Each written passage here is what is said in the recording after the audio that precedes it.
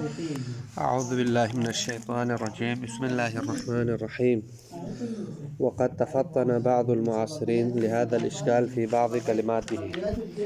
التزم تارة ببطلان الشراء الغاصب لنفسه مع أنه لا يخفى مخالفته وأكثر النصوص المتقدمة في المسألة كما يعترف به أخيرا إلى آخر العبارة. ہماری جو گفتگو ہے وہ بے فضولی کی قسم ثالث کی بطلان کے اوپر دلیل پیش کر رہے ہیں. تو ان کی بطلان والوں کی دلیل رابع یا وجہ رابع کیا تھا کہ اگر فضولی لنفس ہی عقد کرے مالک اجازت دیں تو ما انشاء لم اجیز و ما اجیزہ لم انشاء لازم آتا ہے. اس کے اوپر بہت سارے علماء نے جوابات دیے اور مصنف نے بھی ان کے لیے ایک جواب دیا تھا کہ یہ اگر ما اجیز لم انشاء و ما انشاء لم اجیز اس طرح کی کوئی تغیرات کوئی اشکال لازم نہیں آتا ہے، بلکہ قسم ثالث بھی باقی اقسام کی طرح کیا ہے صحیح ہے. کیسے ہے یہ جو اشکال آپ کیسے رفع کریں گے؟ ما اجیز لم انشاء و ما انشاء لم اجیز کے کیا جواب دیں گے؟ مصنف نے کہا دیکھو فضولی جب عقد کرتا ہے تو پھر اس صورت میں وہ بیعتو کی اگر عقد کرتا ہے آگے سے وہ قبیلتو کہتا ہے. اب اس بیعتو کے اندر اس نے جو ہے نا اپنے لیے ظاہر سی بات ہے اس کا قصد تو اپنے لیے ہی ہے، لیکن خود بے کے اندر مطابقی طور پر دلالت مطابقی طور پر کوئی خاص لفظ استعمال نہیں ہوتا ہے. تو پھر اس صورت میں مطلق بیعتو حقیقت معاوضے کا تقاضا یہ ہے کہ یہ جو بیعتو جو اس نے استعمال کیا ہے حقیقت میں جو ہے نا یہ مسمن جس کا ہے اجازت دینے کی طرح میں سمجھ ہی اسی کی طرف چلا جائے گا. یہاں پر بے صحیح ہے، کوئی مغایرت لازم نہیں آتا ہے. یہ جواب ہے، یہ ساری باتیں اسی سے مربوط ہیں. پھر آگے مصنف نے خود اپنے اس جواب کے اوپر جو ہے نا کہا کہ میرا یہ جواب تام نہیں ہے. میرا یہ جواب اگر فضولی بائی ہو تو جواب تام ہے، لیکن بس اوقات یعنی فضولی مشتری بھی ہوتا ہے، ہمیشہ بائی نہیں ہوتا ہے. مشتری بس اوقات فضولی ہوتے ہیں. مشتری فضولی کا مطلب کیا ہے؟ پیسہ کسی اور کا ہے، وہ اسے جو ہے نا مالک سے پوچھے بغیر کوئی چیز اپنے لیے خریدتا ہے، یعنی مشتری فضولی لنفس ہی ہے. ٹھیک ہے، تو وہاں پر جو ہے نا وہ کسی کے پیسے کو لے جاتے ہیں اور وہاں سے کوئی چیز اپنے لیے خریدتا ہے، لیکن لفظ کیا استعمال کرتے ہیں؟ تملک تو یا ملک تو. اس طرح کے جو ہے نا خود لفظ کے اندر وہ اپنی ذات کے قید کو ذکر کرتا ہے. تملک تو یہ جو تائے متکلم ہے وہ وہاں بے کے اندر اپنی ذات کا قید کے طور پر اپنے ذات کو قید کے طور پر یہ جو بے کے اندر اس کو ایجاب و قبول کے اندر اس کو کیا کیا جاتا ہے؟ شامل کرتے ہیں. تو پھر اس صورت مشکل ہے. کیوں؟ اس لیے کہ خود اس نے بے کے اندر ہی تملک تو تائے متکلم کو استعمال کر کے اپنے لیے ہی بے کیا ہے. ٹھیک ہے، اپنے لیے ہی 100% اس نے یقیناً اپنے لیے ہی بے کیا ہے. وہ پہلے والے بائے فضولی کی طرح نہیں ہے، فقط اس نے بیعتو استعمال کی ہے. ٹھیک ہے، اور وہاں پر حقیقت معاوضے کا تقاضا یہ ہے کہ مسمن جس کا ہے سمن اسی کی طرف چلا جائے گا. یہاں پر ٹھیک ہے، لیکن جہاں مشتری فضولی ہو اور وہاں پر وہ تملکتو یعنی تملکتو کا مطلب کیا ہے؟ میں یہ پیسے دے رہا ہوں اور وہاں سے جو کتاب ہے یا جو کپڑا ہے اس کا میں ہی مالک بنوں گا، یہ میری ہی ملکیت میں آ جائے گی. اس طرح سے اگر وہ اپنے ذات کو اگر الفاظ قبول کے اندر جو ہے نا کیا ہے ذکر کیا ہو، لفظاً ذکر کیا ہو، تو پھر اس صورت میں وہاں پر جو ہے نا مالک کی اجازہ آ جائے تو ما انشاء لم اجیز و ما اجیز لم انشاء والا اشکال لازم آتا ہے. کیوں؟ مشتری فضولی نے اپنی ذات کا قصد کر کے بے کیا ہے، اس کا مالک نے اجازہ نہیں دیا ہے، اور مالک نے اجازہ جو دیا ہے اپنے لیے دیا ہے، اس کا فضولی نے عقد کیا ہی نہیں ہے، مالک کے لیے تو اس نے نہیں کیا ہے. یہ اشکال لازم آتا ہے. ٹھیک ہے، اور اس کے اوپر علامہ کا بھی ایک عبارت ہم نے ذکر کیا تھا کہ اس طرح کے تغیرات یہاں پر لازم آتا ہے. آج جو ہے نا اس اشکال کے لیے اس اشکال کا جواب محقق تستری دینا چاہتے ہیں. جہاں پر مشتری فضولی ہو وہاں پر یہ اشکال لازم آتا ہے، ما اجیز لم انشاء یا وما انشاء لم اجیز، یہ والا اشکال لازم آتا ہے. ٹھیک ہے، اب یہاں پر جو ہے نا محقق تستری اس کے لیے جو ہے نا صاحب مقابس محقق تستری اس مشتری فضولی کے اوپر جو اشکال لازم آیا تھا اس کے لیے ایک جواب دینا چاہتے ہیں. وہ یہ کہتے ہیں دیکھو مشتری جب فضولی مشتری ہو وہ کسی کے مال کو اپنے لیے یا مثلا کسی کے پیسے کو اپنا بنا کے بے کر کے کوئی چیز خریدتا ہے تو وہاں پر اس کی دو قصد ہوتا ہے. ایک تو اس نے تارتن، دوسرا اخرا کہہ کر یہاں پر مصنف نے اشارہ کیا ہے. اس کے ذہن میں جو ہے نا کیا ہے؟ دو قصد ہوتا ہے. پہلا قصد یہ ہوتا ہے کہ مثلا وہ کہتا ہے کہ میں یہ جو پیسہ ہے، ٹھیک ہے، میں یہ پیسہ ہے میں اس کو دیتا ہوں، دے کے کیا ہے آگے سے کیا ہے مثلا کوئی چیز خرید لیتا ہے، کس کے لیے؟ لنفسہ ہی، اپنے لیے۔ پیسہ فلان کا ہے، اس سے میں فلان چیز اپنی ذات کے لیے خریدتا ہوں۔ ایک قید یہ ہے، ٹھیک ہے۔ دوسرا قید مصنف فرماتے ہیں کہ جب مالک اجازت دے گا فضولی کی اس قسم کے عقد جو اس نے اپنے لیے کیا ہے، ٹھیک ہے، پیسہ کسی اور کا ہے، اس نے اپنے لیے ہی کیا ہے، جب مالک کا اجازت اس کے ساتھ تعلق ہو جائے گا، ٹھیک ہے، تو کیا ہوگا؟ مالک کی اجازت اس کے ساتھ تعلق ہونے کی صورت میں کیا ہوگا؟ مصنف فرماتے ہیں مالک کی اجازت جب آ جائیں گے، ٹھیک ہے، تو پھر اس صورت میں پہلے والا جو قید ہے وہ ملغا ہو جائے گا، ہم اس کو لحاظ نہیں رکھتا ہے۔ کون کہتا ہے؟ محقق تستری کہتا ہے فضولی یا مشتری کے عقد کے اندر دو چیزیں ہیں، دو قید ہیں۔ ایک قید یہ ہے کہ مثلا یہ بے میں اپنے لیے کرتا ہوں، پیسے کسی اور کا ہے، میں اپنے لیے کرتا ہوں، یہ ایک قید ہے۔ دوسرا قید یہاں پر یہ ہے کہ مبادلۃ مالین بمالین، ٹھیک ہے، مالک کی اجازت آنے کی صورت میں کس کے اوپر مالک کی اجازت آتا ہے؟ اس عقد کے اوپر جو فضولی نے کیا ہے اس کے اوپر مالک کا اجازت آتا ہے، ٹھیک ہے۔ مالک کا اجازت آتا ہے تو اجازت کس چیز کے اوپر تعلق ہوتا ہے؟ مبادلۃ مالین بمالین، مثلا مالک کہتا ہے کہ مثلا میں اس کا عقد کا اجازت دیتا ہوں، تو مطلب کیا ہے؟ اس کا مطلب یہ ہے کہ یہ فلان پیسہ دیا ہے اور وہاں سے کچھ لیا ہے، تو میں اس جو پیسہ میرا ہے میں اس عقد کے اوپر جو ہے نا، میرے پیسے کے اوپر جو عقد ہوا ہے میں اس کے اوپر اجازت دیتا ہوں۔ تو اس فضولی مشتری جو اس قسم کے بے کرتا ہے، اس کے اندر اس قسم کے دو قید ہوتا ہے۔ پہلا قید خود مشتری کا خود قصد کہ یہ مال میں اپنے لیے بے کرتا ہوں۔ دوسرا جب مالک اجازت دیتا ہے تو مالک کا اجازت مبادلۃ مالین بمالین کے اوپر ہوتا ہے، تو یہ ایک قید ہے، اور پہلا مشتری کا جو اپنا قصد ہے جو لنفسی بے کرتا ہے، یہ دو قید ہے۔ مصنف فرماتے ہیں ہم یہاں پر جو ہے نا اس عقد کے اندر یہ جو محقق تستری کہتا ہے، ہم پہلے والے عقد کو کیا کرتے ہیں؟ چھوڑ دیتے ہیں، ہم اس کو ملغا کرتے ہیں کہ جہاں پر فضولی یا مشتری نے اپنے لیے اپنے ذات کے لیے جو عقد کرنے کا جو قصد ہے ہم اس کو ختم کر دیتے ہیں، اس کا ہم لحاظ ہی نہیں رکھتے ہیں، بلکہ قصد دوم یا جو صورت دوم ہے فقط ہم اس کا لحاظ رکھا جاتا ہے۔ وہ کیا ہے؟ مالک کی اجازت آتا ہے کس کے اوپر؟ مبادلۃ مالین بمالین پر۔ تو مشتری کے نے جس مال کے اوپر جو ہے نا جس پیسے سے کچھ خریدا تھا، مالک نے اس کی اجازت دی ہے تو وہ مالک کا ہے، تو پھر اس کے بعد آنے والا جو مسمن ہے وہ بھی کس کے لیے ہو جائے گا؟ مالک کے لیے ہو جائے گا۔ یہ ایک جو ہے نا ساری باتیں اسی طرح کے ہر ایک اپنے ذہن میں جو ہے نا بناتے ہیں، ورنہ تقریباً سیم ہے یہ جتنے بھی ہم نے ذکر کیا ہے، بس ہر ایک مصنف کا یا ہر ایک محقق کا اپنا نظریہ ہے۔ تو محقق دوسری یہ کہتا ہے، ہم یہاں پر جو ہے نا اس کو دو قید کے طور پر ذکر کرتے ہیں۔ اس نے یہی کہا محقق تستری التفتنا کا مطلب کیا ہے؟ التفتا، تو وہ متوجہ ہوا ہے۔ بعض المعاصرین سے مراد کیا ہے؟ محقق تستری ہے۔ اس کو پڑھ لیتے ہیں، ٹھیک ہے۔ اب اس کے جواب ہم بیان کرتے ہیں، پھر پڑھ لیتے ہیں۔ مصنف نے اس کے کیا جواب دیا؟ مصنف نے یہ جواب دیا، دیکھو بھائی آپ پہلے والے قید کو کس طرح الغا کرتے ہیں؟ وہ مشتری فضولی نے عقد کے اندر یہی قید کر اسی کو جو ہے نا معین کر کے اس نے ذکر کیا ہے، آپ سے صحیح قرار دینے کی خاطر جو ہے نا اس نے جو اصل میں جو اس نے جو قصد کیا ہے آپ اس کو ملغا کرتے ہیں اور اپنی طرف سے کہتے ہیں کہ مالک کی اجازت مبادلۃ مالین بمالین پہ آیا ہے، لہذا قد صحیح ہے، ہم اس قید کو رکھ لیتے ہیں۔ مشتری غاصب نے جو قصد کیا تھا ہم اس کو ملغا کرتے ہیں، یہ آپ ملغا کر ہی نہیں سکتے۔ کیوں؟ اس لیے کہ مصنف فرماتے ہیں دیکھو اس نے جو تملکتو یا ملکتو یا اس طرح کے جو قید کے ساتھ اس عقد کے اندر صرف ایک ہی قید ہے، وہ قید کیا ہے؟ وہی مشتری کا قید ہے کہ میں فلان کے پیسے سے فلان چیز خریدوں گا لیکن اپنے لیے خریدوں گا۔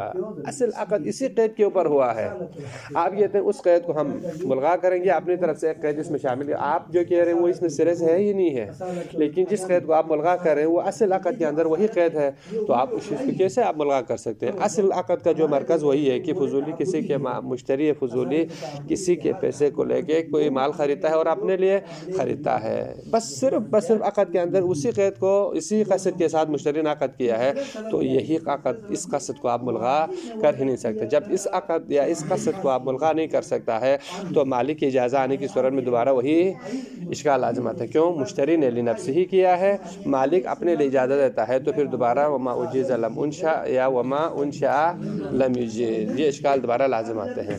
لہٰذا آپ کا یہ کہنا ہے کہ مشتری نے لنفسہ ہی جو قصد ذکر کیا ہم اس کا ملغا کرتے ہیں، یہ ملغا ہو ہی نہیں سکتا۔ کیوں؟ اصل بے اسی قصد کے ساتھ ہوا ہے، ٹھیک ہے۔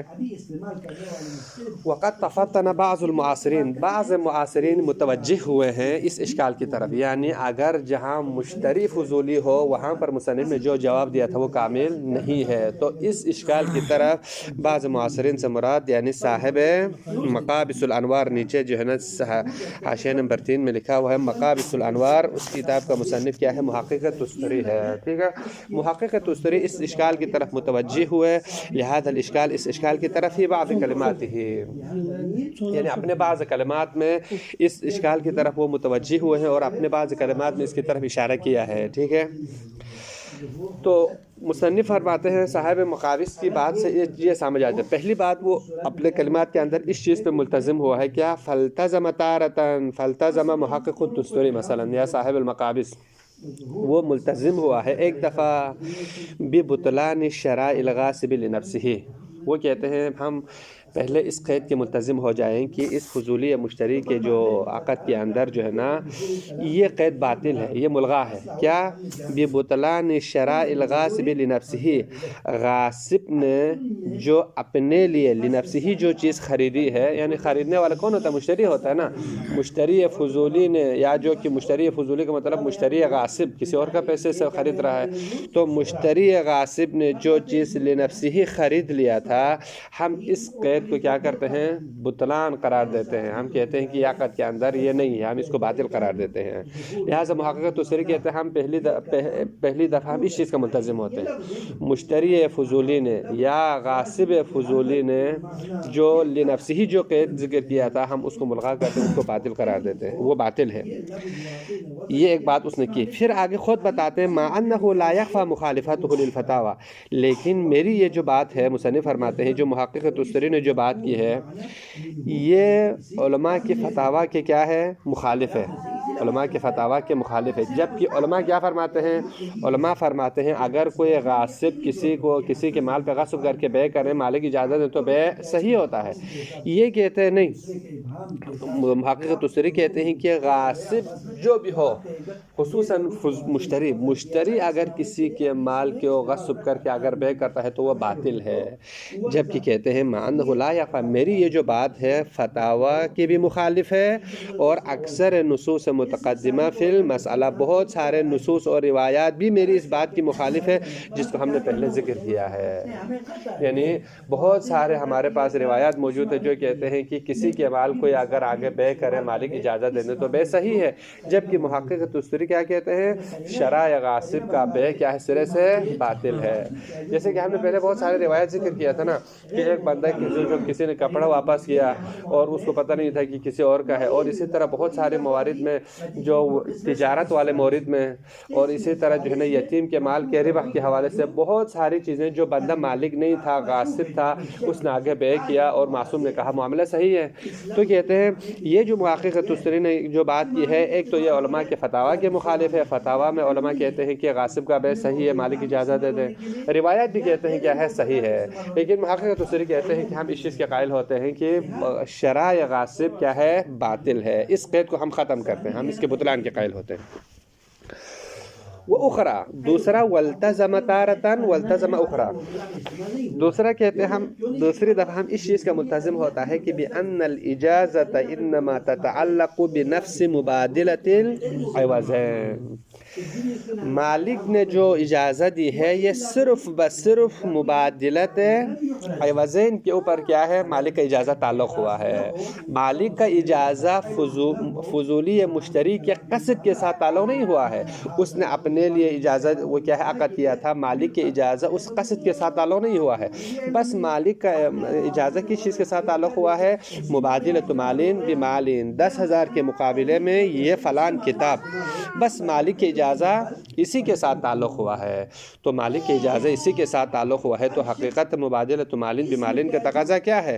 جب مالک راضی ہوا ہے تو پیسہ مالک ہے تو وہ بھی مالک کی ملکیت میں آ جائے گا، ٹھیک ہے، تو اس صورت میں اس کا عقد صحیح ہو جائے گا۔ لہٰذا اسی لیے انہوں نے اس کو بطلان قرار نہیں دیا، اوپر والا قسم اول کو باطل قرار دیا اور ثانی کا ہم ملتزم ہوتے ہیں۔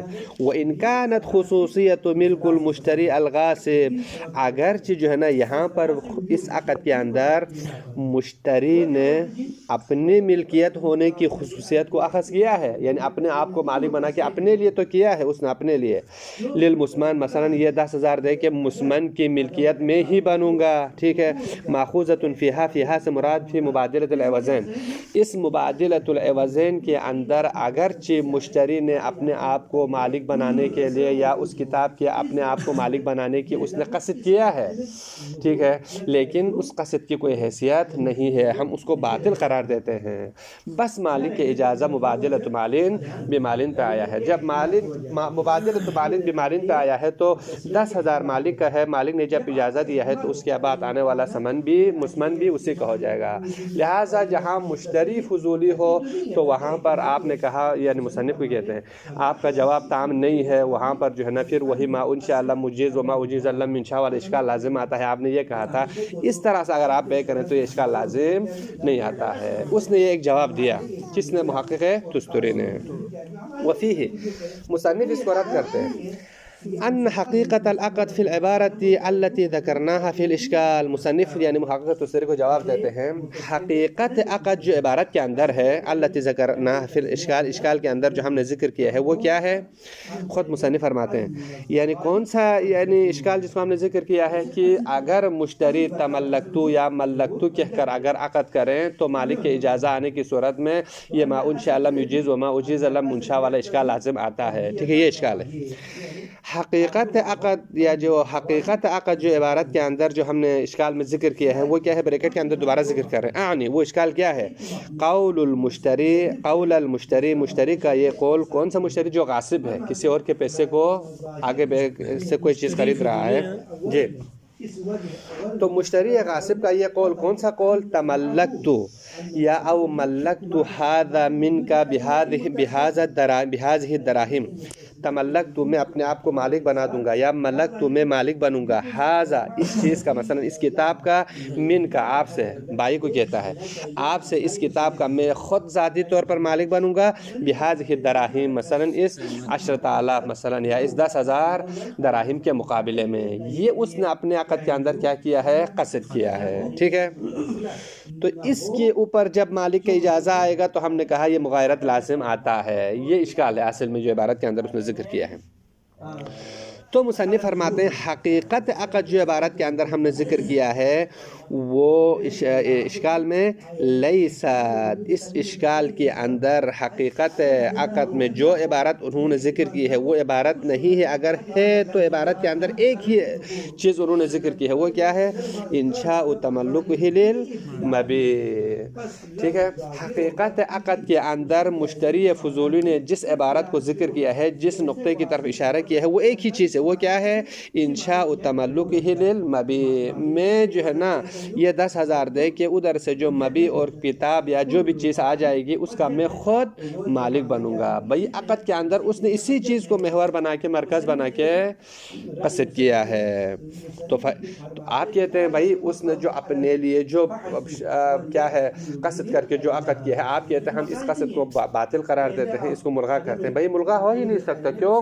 اس نے جس چیز کو، اسی چیز کو جو اپنے لیے عقد کرتا ہے اسی کو مرکز و محور بنا کر عقد کے اندر یہی چیز ہے، جو کچھ ہے وہی ہے، آپ اس کو ملغا کریں گے، یہ نہیں ہو سکتا ہے۔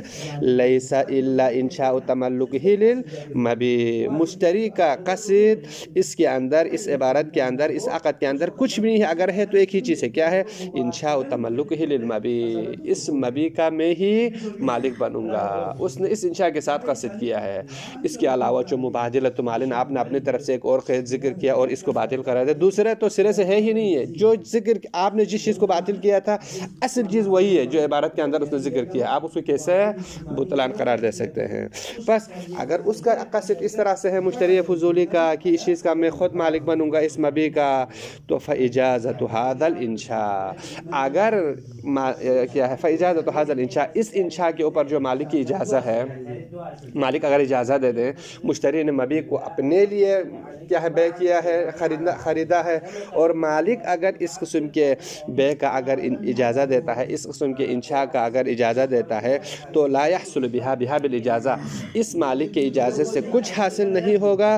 تملک المالک الاصلی لہو, مالک اصلی کے لیے اس چیز سے کوئی ملکیت حاصل نہیں ہوگا. ٹھیک ہے. بل یتوقف علی نقل مستأنف, بلکہ مالک کی اجازہ ہم یہ کہہ سکتے ہیں کہ ایک عقد جدید ہے, عقد مستأنف ہے, لیکن مشتری فضولی نے جو پہلے عقد کیا تھا مالک کی اجازہ اس کے ساتھ ضم ہو کے کچھ چیز حاصل نہیں ہوگا. کیوں؟ اس لیے کہ مشتری فضولی نے لنفسہ عقد کیا ہے, مالک کی اجازہ اپنے لیے دیا ہے, تو پھر ما اجیز لم انشا وما انشئ لم یجیز, لہٰذا یہ اشکال لازم آتا ہے. لہٰذا مالک کی اجازت اس کام کو ٹھیک نہیں کرتا ہے, مالک کی اجازت ایک عقد مستأنف ہو جائے گا. ٹھیک ہے. لہٰذا مصنف فرماتے ہیں یہ جو صاحب کیا ہے مقابس الانوار محقق تستری نے جو جواب دیا ہے یہ جواب تام نہیں ہے. کیوں؟ اس لیے کہ اس کے جواب کا جو ہے نا طریقہ یہ تھا کہ اس نے جو مشتری فضولی کی جو قصد ہے اس کو ملغا کیا تھا اور اپنی طرف سے مبادلۃ مالین کو لا کے جواب کو ٹھیک کیا تھا. مصنف فرماتے ہیں جس قصد کو آپ نے بطلان قرار دیا ہے, اصل میں عقد کے اندر مشتری کی فضولی کے عقد کے اندر جو چیز مرکزیت کی حیثیت رکھتی وہی ہے, وہ باطل قرار دے ہی نہیں سکتا ہے. جب آپ اس کو باطل قرار نہیں دے سکتا ہے تو پھر وہی اشکال لازم آتا ہے. لہٰذا یہاں تک تو اس کا جو محقق تستری نے جو جواب دیا تھا مصنف نے اس کو دوبارہ باطل قرار دیا. پھر آگے آتا ہے, بس پڑھ لیتے ہیں, یہ کوئی نو نہیں ہے. اب مصنف فرماتے ہیں فالانسب, انسب کا مطلب کیا ہے, یعنی جو حق اور جو ہے نا ثواب, جی جو جواب ہے وہ میرا ہی جواب ہے, میں یہ بیان کرتا ہوں. مصنف فرماتے ہیں دیکھو یہاں سے دوبارہ مصنف جواب دیتے ہیں. پہلے ایک دفعہ جواب دیا تھا, نہیں دیا تھا, کہ مثلا جو بے فضولی کے قسم ثالث کے بطلان کے اوپر ان کے جواب رابع یہ تھا کہ ما اجیز لم یا ما انشاء لم اجیز وما اجیز لم انشاء لازم آتا ہے. اس پر مصنف نے ایک جواب دیا تھا, پھر تھوڑا اس کے اوپر مشتری فضولی کے اوپر یہ اشکال لازم آیا. آج دوبارہ مصنف ایک اور جواب دیتے ہیں. ٹھیک ہے. وہ جواب کیا ہے؟ مصنف فرماتے ہیں دیکھو ہمارے پاس مصنف فرماتے ہیں جب بھی یہ جو بائی ہے نا, ہماری جو فرض ہے مشتری فضولی ہے, بائی کیا ہے اصلی ہے, تو یہاں پر حیثیت کی 3 قسمیں مصنف نے ذکر کیا ہے. یہ جو بائی ہے مثلا وہ کتاب اس مشتری کو دیتا ہے تو یہاں پر 3 قسم کی حیثیت ہوتی ہے. ایک حیثیت من حیث ہوا, من حیث ہوا کا مطلب کیا انہوں نے یہاں پر ذکر کیا ہے کہ یہ فلان ابن فلان ہے اس لیے میں کتاب اس کو دیتا ہوں. ایک دفعہ اس قصد سے دیتا ہے, ٹھیک ہے. ایک دفعہ نہیں, ایک دفعہ میں اس کو دیتا ہوں اس لیے کہ یہ فلان فلان کس کا بیت ہے, اس سے میرا کوئی غرض نہیں ہے, بس یہ بندہ عاقد ہے, عقد کرنے والا کیا ہے مشتری ہے, میرے مقابلے میں مجھے پیسہ دے رہا ہے, اس وجہ سے میں اس کو دیتا ہوں, عاقد ہونے کے ناطے ہے. 2, تیسرا جو بائی مثلا اس کو جو کتاب دیتی ہے یا کوئی چیز دیتی ہے تو اس میں قصد یہ ہوتی ہے کہ یہ بندہ مالک ہے, اس پیسے کا کیا ہے مالک حقیقی ہے, اس وجہ سے میں اس کو یہ جو ہے نا کتاب دے دیتا ہوں. 3 قسم کے قید ہے. ایک دفعہ مالک ہو یا نہ ہو, عاقد ہو یا جو بھی ہو, اس سے ہمارا کوئی سروکار نہیں ہے, بس یہ فلان ابن فلان کا بیٹا ہے اس وجہ سے میں یہ اس کو دیتا ہوں. ایک دفعہ ان تمام چیزوں سے قطع نظر یہ بندہ عقد کر رہا ہے میرے ساتھ, اس وجہ سے میں اس کو دیتا ہوں, یہ مبی. تیسرا یہاں پر یہ ہے کہ میں اس کتاب کو اس لیے اس کو دے رہا ہوں کیونکہ اس 10,000 کا یہ بندہ خود مالک ہے, لہٰذا وہ مجھے 10,000 دے رہا ہے, میں کتاب اس کو دے دیتا ہوں. اس قسم کی یہاں پر 3 قسم کی کیا ہے قید ہے. مصنف فرماتے ہیں عقد کے اندر جو آگے سے جو ہمارا فرض ہے نا، اس مشتری فضولی کے ساتھ جس مالک نے عقد کیا ہے اس نے اس کو اگر کتاب دی ہے تو یہ نہ اس قصد سے دیا ہے کہ یہ فلان فلان بادشاہ کا بیٹا ہے اس وجہ سے دیا ہے، اس کا قصد یہ نہیں ہے، اور ساتھ ساتھ اس کا قصد یہ بھی نہیں ہے کہ مثلا کیا ہے یہ بندہ مالک ہو یا نہ ہو، مجھے کوئی سروکار نہیں ہے، بس صرف یہ عاقد ہے، اس وجہ سے بھی اس نے نہیں دیا ہے۔ اگر اس نے یہ کتاب اس کو دیا ہے تو اس قصد سے دیا ہے کہ یہ بندہ کیا ہے، مالک ہے، اس پیسے کا مالک ہے، مالک ہونے کے ناطے اس نے اس کو دیا ہے، ٹھیک ہے۔ اس بائی اصلی نے جو کتاب یا جو چیز دی ہے مالک ہونے کے ناطے دیا ہے، ٹھیک ہے۔ اب مصنف فرماتے ہیں اس مقدمے کو ذکر کرنے کے بعد آگے دو اور حیثیت بیان کرتے ہیں۔ وہ دو حیثیت کیا ہے؟ ایک حیثیت کا نام ہے حیثیت تعلیلیہ اور دوسرے کا نام ہے حیثیت تقییدیہ۔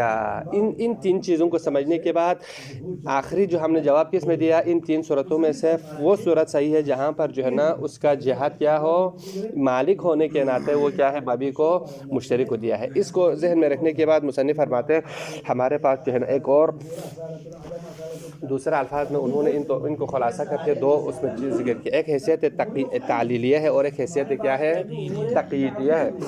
حیثیت تعلیلیہ کا مطلب کیا ہوتا ہے؟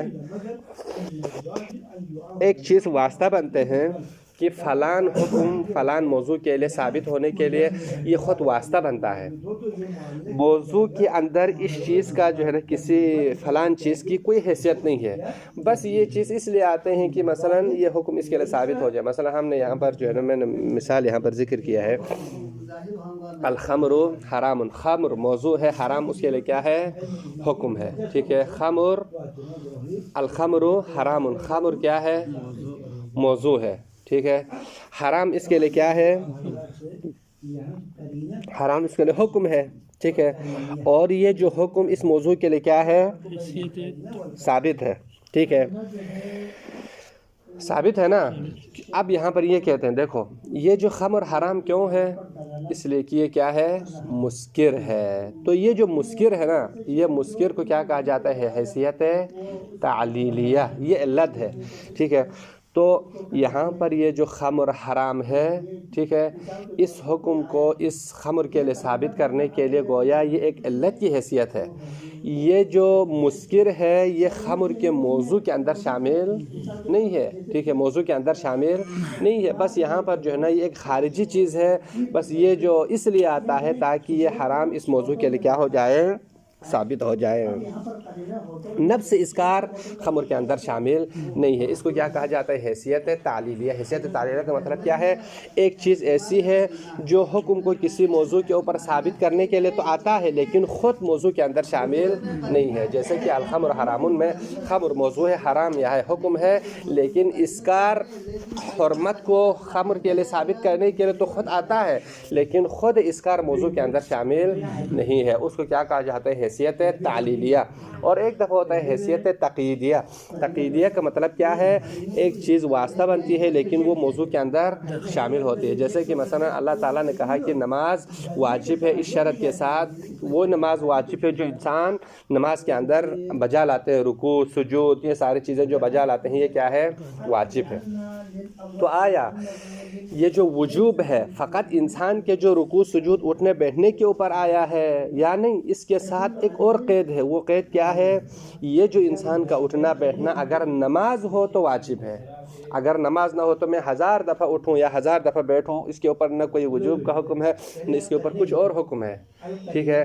لہٰذا ایک دفعہ انسان کے جو اٹھنے بیٹھنے کا جو حکم ہے اس کے ساتھ ایک قید ذکر ہے، وہ قید کیا ہے، یہ اٹھنا بیٹھنا اس وقت واجب ہوگا، یہ وجوب مقید ہے، کس چیز کے ساتھ مقید ہے، اگر یہی آپ کا اٹھنا بیٹھنا اس کے اوپر اگر صلاۃ صدق آ جائے تو پھر کیا ہے، آپ کے اوپر اٹھنا بیٹھنا واجب ہوگا، ورنہ واجب نہیں ہے۔ اس کو کیا کہا جاتا ہے، حیثیت تقییدیہ، یعنی آپ کا فعل مقید ہے ایک ایسے عنوان کے ساتھ، اگر وہ عنوان ہو تو وجوب آئے گا، وہ عنوان کیا ہے، صلاۃ ہے، اگر صلاۃ کی ہے صورت میں اگر آپ اٹھیں بیٹھیں تو واجب ہوگا ورنہ واجب نہیں ہے۔ اس کو کیا کہا جاتا ہے، حیثیت تقییدیہ کہا جاتا ہے۔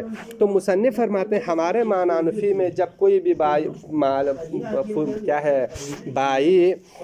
مشتری فضولی کو کوئی چیز یا مثلا کوئی کتاب وغیرہ دے دیتے ہیں تو وہاں پر حیثیت کیا ہوتی ہے؟ حیثیت تعلیلیہ ہوتی ہے، تقییدیہ نہیں ہوتی ہے۔ تعلیلیہ کا مطلب کیا ہے؟ تعلیلیہ کا مطلب یہ ہے کہ یہ بندہ اس کتاب کو فلان مشتری کو دیتا ہے اس لیے کہ علت یہ ہے کہ یہ بندہ کیا ہے؟ مالک ہے۔ جس طرح خمر حرام ہے اس لیے کہ یہ مسکر ہے، اسی طرح کہتے ہیں کہ یہ جو بائی ہے یہ کتاب اس مشتری فضولی کو دیتے ہیں اس جہت سے کہ یہ بندہ کیا ہے؟ جس طرح لأنہ مسکرن ہے اسی طرح لأنہ مالکن، یہ بندہ کیا ہے؟ مالک ہے، اس وجہ سے اس کو دے دیتا ہے۔ بس اسی وجہ سے مصنف فرماتے ہیں کہ یہاں پر مشتری کا یا مالک اصلی کا مشتری کو مال دینا یہاں پر نہ اس کی فلان کے بیٹا ہونے کی وجہ سے، نہ فلان ہونے کی وجہ سے، بلکہ صرف اس وجہ سے کہ یہ کیا ہے؟ مالک ہے۔ اب کہتے ہیں دیکھو جب مالک ہونے کی قید سے جب اس نے دیا ہے تو بعد میں مالک اگر اجازت دیتا ہے تو مالک کی قید سے اس نے دیا تھا اور حقیقت میں مالک کون ہے؟ یہ تو نہیں ہے، کوئی دوسرا ہے۔ دوسرا جب اجازت دے گا تو سرے سے اس کا قصد بھی مالک تھا، مالک نے بھی اپنے لیے اجازت دیا، ڈائریکٹ مسلمان اسی مالک کی ملکیت میں چلا جائے گا۔ واضح ہوا نہیں ہوا؟ یعنی اس مالک کیا ہے؟ بائی اصلی نے مالک اس بندے کو مالک ہونے کے ناطے مالک کی قید سے کتاب اس کو دیا تھا، ٹھیک ہے؟ مالک نے بھی اپنے لیے اجازت دیا، تو مالک اپنے لیے اجازت دیتے ہیں تو مالک نے اجازت دینے کی صورت میں وہی بائی نے بھی مالک کی نیت سے دیا تھا، مالک نے بھی اپنے لیے اجازت دیا، پیسہ بھی اس کا اپنا ہے، لہٰذا مالک کی اجازت دینے کی صورت میں وہ مال مالک کی طرف منتقل ہو جائے گا۔ مشتری نے جو اپنے لیے ذات کے لیے جو قصد کیا تھا اس قصد کرنا بائی نے بھی قصد کیا ہے کہ آپ کے لیے میں اس لیے دے رہا ہوں کہ آپ بائی ہے یا آپ فضولی ہے، مجھے پتہ نہیں، آپ کو اس لیے دے رہا ہوں کہ آپ مالک ہیں۔ اگر آپ نے اپنے لیے قصد کیا ہے تو اس قصد کی کوئی حیثیت نہیں ہے۔ بعد میں مالک کی اجازت دینے کی صورت میں چاہے یہاں پر جو ہے نا بائی فضولی ہو چاہے مشتری فضولی ہو، دونوں صورتوں میں مالک بعد میں اجازت دیتا ہے تو قسم ثالث بھی کیا ہے؟ صحیح ہے۔ اس لیے کہ چاہے مشتری فضولی ہو چاہے بائی فضولی ہو، وہ جو کچھ آگے دوسرے کو دیتا ہے تو اس نیت سے دیتا ہے کہ یہ کیا ہے؟ مالک ہے۔ جب مالک ہونے کی قصد سے دیا کیا ہے آگے بے کرتا ہے، آگے سے مالک بھی اپنے لیے اجازت دیتا ہے کیونکہ مال ہو یا پیسہ ہو وہ خود اس کا اپنا ہے، تو پھر اس صورت میں بعد میں عقد کیا ہو جائے گا؟ صحیح ہو جائے گا، ٹھیک ہے؟ تو اسی حساب سے اس کے اوپر عقد درست ہوگا۔ بس ہم تھوڑا پڑھ لیتے ہیں۔ فالانسب فی التفصیل، تفصیل کا مطلب یہ ہے جان چھڑانا۔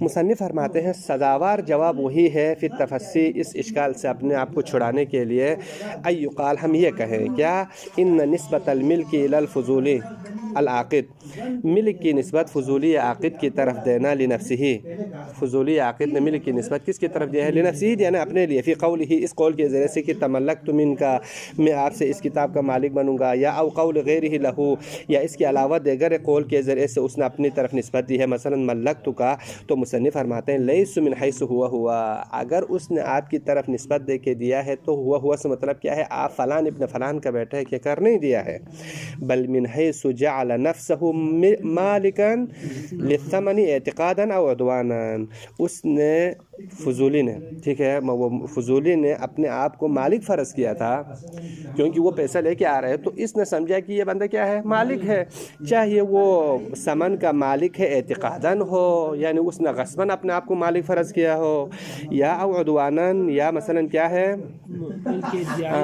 اعتقاداً کا مطلب کیا ہے؟ بزعم ملکیت، بزعم ملکیت کی نسبت سے، یا عدواناً کا مطلب کہ اپنے آپ کو غاصب فرض کر کے، وہ مالک اپنے آپ کو مالک سمجھ رہا تھا، مالک فرض کیا تھا تو اس نے اس کو مالک سمجھ کے اس کو دیا تھا، ٹھیک ہے؟